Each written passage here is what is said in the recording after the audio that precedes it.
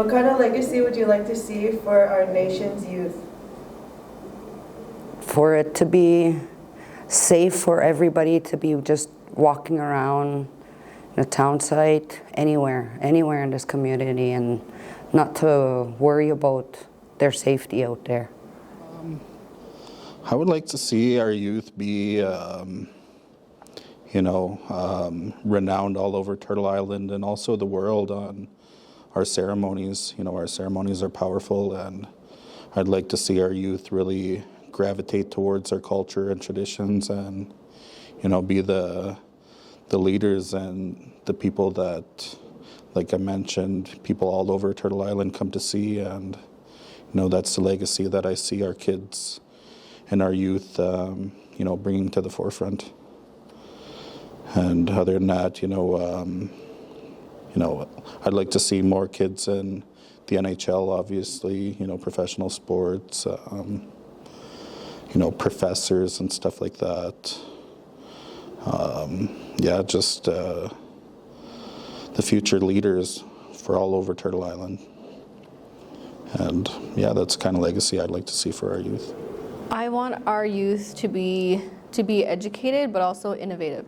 I want them to think outside the box and find different ways to help the community, not even just our community, but like for themselves or other organizations. But wherever they choose to go, to just be creative, because there's so many different avenues. Because I know you don't need to be just educated. You can have the grassroots knowledge and still make a difference.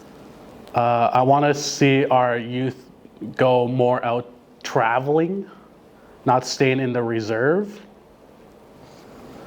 I would like for them to know their culture, learn their language, life skills that were learned in the past to come back.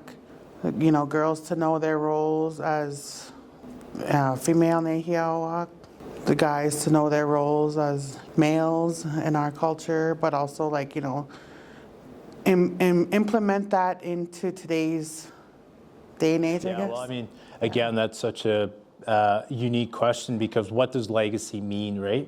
For us as First Nations people, legacy for us is our culture and our language. And as I elaborated on earlier, we have a significant demographic population growth over the next 5 to 10 years.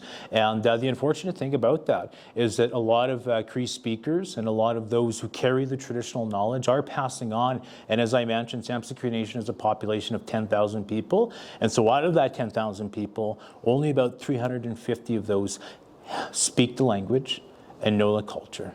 And that is scary. That is really, really scary. And so for me, leaving a legacy for our youth is leaving a legacy where they can prosper as individuals within their community by having and retaining their culture and their language, by implementing their culture and language within their daily lives, within their homes and within their workplaces, to really have that doctrinization is what I like to call it, that doctrinization of our youth back into our language and back into our culture. That's the only legacy that should and be left to First Nations youth, and particularly Samson Cree Nation youth. That is a legacy that we're going to want to leave behind, is that culture and language.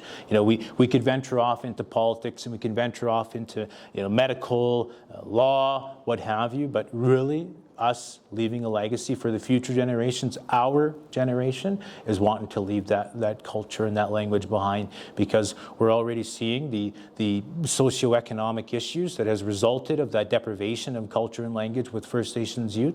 It's a lost identity. So what do you do to replace an identity? You pick up a new identity. The only identity out there is the identity of Munya Mamtanetsigan. So our youth pick up on alcohol, drugs, fighting. They go out and do these various things that were never a part of our people's culture and customs. They replace that identity with that identity. And so in order to remove that identity, I firmly, firmly believe that we need to indoctrinate our youth again back into culture and language. Hopefully it's not so ghetto and stuff. Hopefully the youth start going to more sweat and stuff, and there's less vandalism and stuff. just to continue the cultural aspect, because if they're not gonna learn it and it's not being taught, then we're gonna lose it. I don't know, seeing them graduating more, like, oh, hey, I seen you at graduation, like, seeing you at your graduation, seeing you taking that milestone to get there and going into college or whatever. I don't know. That's what I think. I would like to see that they are more into school and getting their education and getting good jobs for themselves, and hoping that they learn from like their mistakes and do better in their life. They don't really, let's go out there and create more programs for them. Right now, like I feel Samson Cree Nation has some programs to offer, but they're usually 12 and up. Like, I think they should be a little bit younger, and then have parents attend with them as well, because there is a lot of youth at risk, especially, 8 years old to even 12 years old. Like, I see it where I live. I have kids coming over all the time. They're even asking for little things like, do you have any snacks? Or did you guys eat supper today? Things like that. So the legacy for that I would like to see for the youth to leave behind, I guess, for the future is, to come out strong and to finish their education, so we don't have many struggles down the road, like, the way they're turning now to drugs and alcohol. So.